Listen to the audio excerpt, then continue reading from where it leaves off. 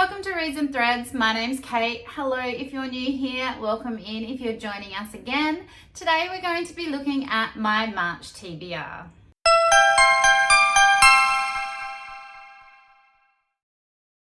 So while my plan was originally to have my TBR game up and running, and it is super close, it's not quite there yet still. So we're going to just be winging it again. So I do have a fair few things that I want to get to this month. I am also going to be participating in Realmathon, which is put together by Covers with Cassidy, and I am going to be part of the Stingers. So I'm really looking forward to that, and I'll go into that a little bit more, as well as link the announcement video from Covers with Cassidy down in the description below. But essentially it is a month-long read-along that you gain points depending on the books you read, and those points you can either use to attack or defend your chosen area in the realm. So I've joined the Stingers. There are 4 available options. I just thought when I was reading through all my options that the Stingers was the one that most represented me, and I loved the idea of it, so I just really wanted to give it a go. This is, I think, the 4th year that she has been putting on this challenge, and just really excited to be able to have a go. So it doesn't seem to matter what books I do read, everything will get me a point. There are prompts that will give me attack points and prompts that will give me defend points. So hopefully the books that I've chosen for this month will be good and at least help the Stingers get ahead of the other teams. I have also ordered the 4 bookmarks that she's put together, which I will pop up here. I was hoping that I would get them by the time that Realmathon started, and there is still a little while where they can arrive, but they haven't arrived for this video.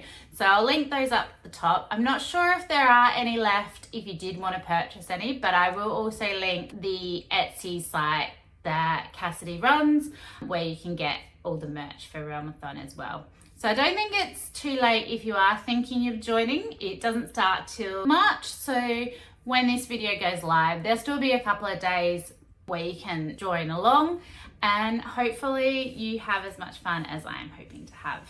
So I just had this feeling, I was in the middle, it's the same day I was editing up the video that I have just made, and I just had this feeling that I needed to check my letterbox, that maybe the bookmarks that I ordered for Realmathon might have arrived, and I was right. They were in my letterbox waiting to be unpackaged. So I have taken them out of the package they were in, but they are so pretty. So she's put on this, thank you for visiting Carrion City, which is the city that Cassidy has created for Realmathon. It's just such pretty little packaging. So I'll try and open them up without completely ruining it, and then I can show you the bookmarks in real life because they look so pretty. So the backs all have this Carrion City, oh, they feel so pretty, they're like a matte. So they're in different shades on the back, and then they're all fluorescent. Oh no, not fluorescent, what are they? They're metallic along the front. So this one is for the stags. And then we've got the blue and green. Now this is for the Stingers. So this is the one that I have decided to join. I just love all of them. And then we got a purple, blue and pink, which is for the Ravens, and then an orange and purpley black, and this is the Monarchs. And I just think together she has just done such a good job with the design of these. They're just so pretty. I love them all, even though I was only able to pick one to join. I just had to own all of them because they were just, I loved them all. They're just so pretty. So because they had arrived and I was still in the process of editing the video, I thought I would pop in this other clip and at least get to show you them. She's done such a great job. They're so pretty. And I'm so glad I bought them. I was umming and ahhing, and I just thought, you know what? I need them. They have to be added to my growing bookmark collection. So hopefully by the end of the month, I will have finished the 3 books that I am currently in the middle of. They are a little chunky. And as you can see, I'm halfway through all 3 of them. So at the moment, I am currently tandem reading Tower of Dawn and Empire of Storms. So I'm hoping that I'll have these finished by March and be able to finish up that series in March. We'll go through that in a little while. And then the other one that I am in halfway through is my catch-up book club book, which is Valor. I technically don't have to have this finished until March 9th, I think, is the live show. But I am hoping to have that finished by the end of the month, but we'll see how I go. So if I haven't, I will just finish this one off at the beginning of March, ready for the live show. So the first book I'm going to add to my March TBR is the last book in the Throne of Glass series, and that is Kingdom of Ash by Sarah J. Maas. So for those who don't know this series, we are following Selena Sardothian. She is taken from imprisonment given the opportunity to compete to become the King's Champion. Now, without giving away any kind of spoilers, because this is the 7th book in the series now? A lot has happened. So it has been a really good series. She's obviously grown as a character. She's found out more information. We found out more about the world. It has grown exponentially. It has been a really good ride, and I am really looking forward to the conclusion. I have really enjoyed the series. This one is the thickest of all of the books, and I've heard that it all comes to a head. So my sister and I were reading these together. She flew through them and has since finished, so I'm well behind. So I've just got this one left after I finish my tandem read, which will hopefully be soon. And then I can knock off my last Sarah J. Maas series and pretty much be up to date with her whole world now, which will be great. So the next book that I'm going to add to the TBR is the next book I need to read for Buzzwordathon.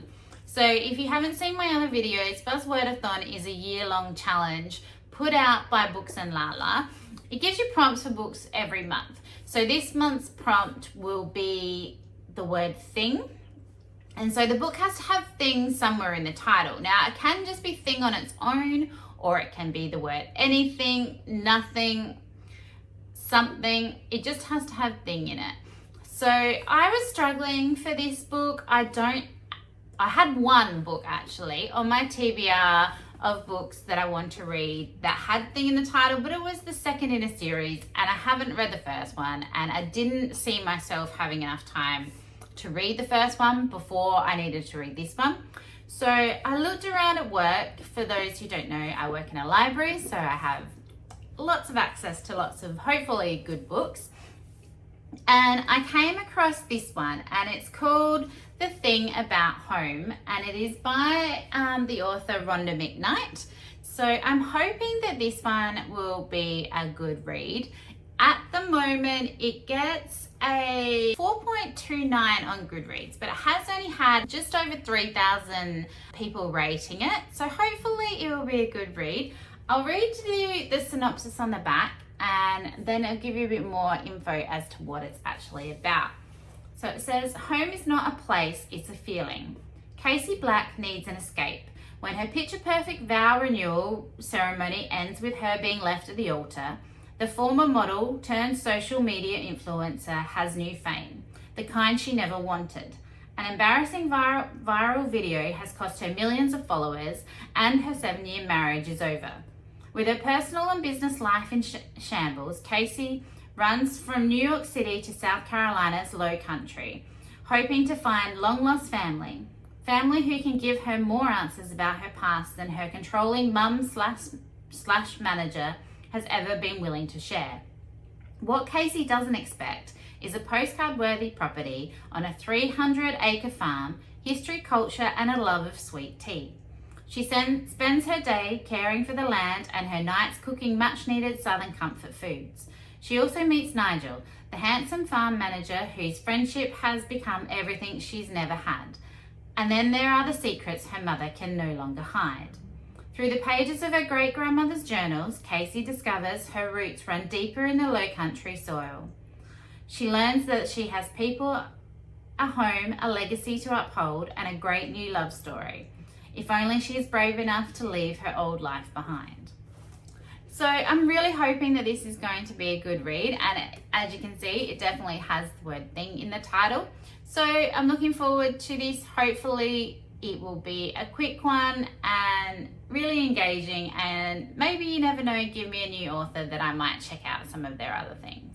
The third book I'm going to add to the TBR is Flatshare by Beth O'Leary. This has been selected as my In Real Life Book Club's book for March. So another romance, and hopefully a really good one. This one I don't actually own, so I will have to try and get it from work. I haven't actually decided if I'm going to read it physically or ebook or audio or how I'm going to do it. So we'll see how it goes throughout the month. But because I don't have it physically, I have looked it up on Goodreads on my iPad. So I'll read you the synopsis of this one. It's not very long and it does sound good. So it says, Tiffy and Leon share a flat. Tiffy and Leon share a bed. Tiffy and Leon have never met. Tiffy Moore needs a cheap flat and fast. Leon Toomey works nights and needs cash. Their friends think they're crazy, but it's the perfect solution. Leon occupies the one-bed flat while Tiffy's at work in the day, and she has the run of the place the rest of the time. But with obsessive ex-boyfriends demanding clients at work, wrongly imprisoned brothers, and of course the fact that they still haven't met yet, they're about to discover that if you want the perfect home, you need to throw the rulebook out the window. So hopefully that's going to be a really fun, easy, quick read. A couple of my friends have already started it and they are really enjoying it. So I do have high hopes for this one. Hopefully, sorry, that's my washing machine finishing. If you can hear that, I do have a load of washing on at the moment. Hopefully it's not been too disruptive. So hopefully it will be a really good read and a great one to add to this month's TBR. The next book that I wanted to add, I was really hoping I would get to in February and was actually on my February TBR. It was a new release and the release date got pushed out and I was so upset. I was really looking forward to it. It's my most anticipated read, and that of course is Rebel Witch by Kristen Cicerelli. It is now set to come out on the 27th of February, I think it is in Australia. So I'm hoping to get my hands on it as soon as possible so that I can get it read in March. And then I guess at least now it will add to my Realmathon points. So if you don't know what this one is about, it's the second in the Crimson Moth duology. And we follow Rune, who's a witch who's hiding in plain sight as a socialite. And at night, she becomes the Crimson Moth and helps to free imprisoned witches and get them to safety. So witches used to rule this land, however they were overthrown, and there is now witch hunters. The one of which, the head witch hunter, is Gideon Sharp. And he suspects that Rune could possibly be the Crimson Moth, but can't prove it. So they kind of have a back and forth going on, whereas Rune's trying to discover more information about imprisoned witches. Gideon's trying to discover if she is the Crimson Moth, and their interactions were just great. So I'm really looking forward to the conclusion of this series. I hope it's going to be as fun and exciting as the first book was. I fled through that, so I'm hoping to fly through this one and just have an awesome time reading it. So as soon as I can get my hands on that, that will be getting consumed.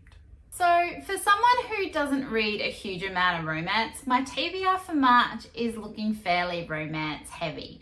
So the next book that I am going to add to my TBR is by a new indie author in South Australia. Her name is Emily Nicole, and I came across her via one of my friends. So the bookshop that I went to in January, Fiction or Friction, is putting on an author event, and one of my friends contacted me yesterday, showed me the author event, asked if I was interested in going, and we are hoping to go along. And so it's her first book, it's her debut author event, and the book is currently out. It is available on Kindle Unlimited and you can get it physically. So I'm hoping to get that read before the event, which is going to be on the 23rd of March. And the book itself is called I Promise I Won't Fall. It sounds really good. I'll read you through the synopsis. If you want to give it a go, if you're in South Australia, you might want to look into possibly coming along to the event. Hopefully it's going to be a really good time and we'll be able to get tickets because I'm amping it up now and I'm really excited. And yeah, hope that we've got a new author that we can really be excited and look forward to. So it is Just Promise to Not Fall in Love with Me. After yet another disastrous date, Ella Hart resigns herself to a life of solitude. But fate seems to have other plans when she finds herself rescued from the remnants of her love life by bartender Xavier James.